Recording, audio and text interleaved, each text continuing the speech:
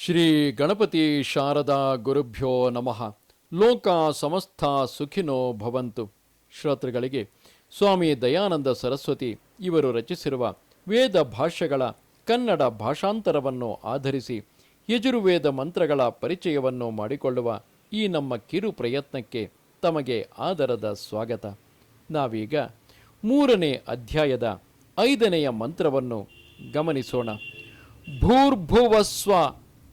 ಭೂರ್ಭುವಸ್ವಃ ಎಂಬ ಈ ಮಂತ್ರದ ಋಷಿ ಪ್ರಜಾಪತಿ. ಅಗ್ನಿ, ವಾಯು ಮತ್ತು ಸೂರ್ಯರು ದೇವತೆಗಳು.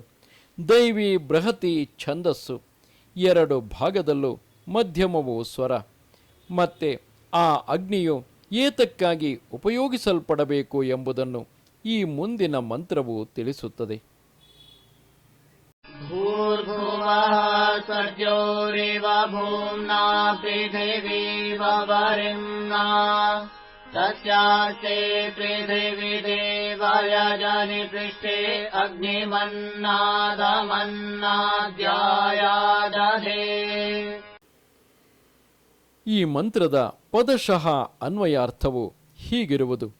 ಭೂಹು ಭೂಮಿಯು, ಭುವಃ ಅಂತರಿಕ್ಷವು, ಸ್ವಃ ದ್ಯುಲೋಕವು, ಈ ವಿಶ್ವವೆಲ್ಲವೂ ಈ 3 ಲೋಕಗಳೇ ಆಗಿವೆ. ಈ 3 ಲೋಕಗಳನ್ನು ವ್ಯಾಪಿಸುವ ಅಗ್ನಿಯನ್ನು ಸ್ಥಾಪಿಸುತ್ತೇನೆ ಎಂದು ಅಭಿಪ್ರಾಯ.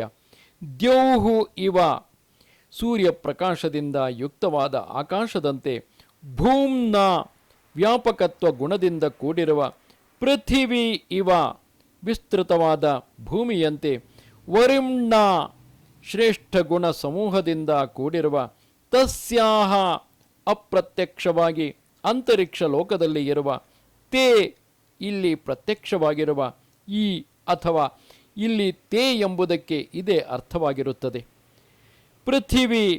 ಪೃಥಿವಿಯ ದೇವಯಜನಿ, ವಿದ್ವಾಂಸರು ಯಜ್ಞ ಮಾಡುವ ಸ್ಥಳವಾದ ಪೃಥಿವಿ ಮತ್ತು ದೇವಯಜನಿ ಎಂಬ ಶಬ್ದಗಳು ಷಷ್ಠಿ ವಿಭಕ್ತಿಯ ಅರ್ಥದಲ್ಲಿವೆ.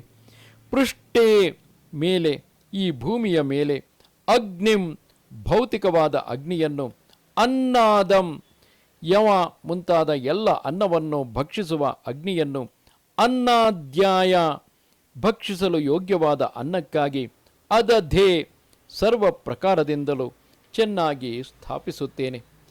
ಈ ಮಂತ್ರದ ಒಟ್ಟು ಭಾವಾರ್ಥವು ಹೀಗಿರುವುದು. ಎಲೈ ಮನುಷ್ಯರೇ, ಈಶ್ವರನು 3 ಲೋಕಗಳಿಗೂ ಉಪಕಾರಕವಾಗಿರುವ, ಸೂರ್ಯ ಪ್ರಕಾಶದಂತೆ ವ್ಯಾಪಕವಾಗಿರುವ ಶ್ರೇಷ್ಠ ಗುಣಗಳಿಂದ ಪೃಥಿವಿಗೆ ಸಮಾನವಾಗಿರುವ, ತನಗೆ ಸೇರಿದ 3 ಲೋಕಗಳಲ್ಲಿಯೂ, ಭೂಲೋಕ, ಭುವರ್ಲೋಕ, ಸುವರ್ಲೋಕ, ಈ 3 ಲೋಕಗಳಲ್ಲಿಯೂ ಸನ್ನಿಹಿತವಾಗಿರುವ ಈ ಅಗ್ನಿಯನ್ನು ನಿರ್ಮಿಸಿದ್ದಾನೆ.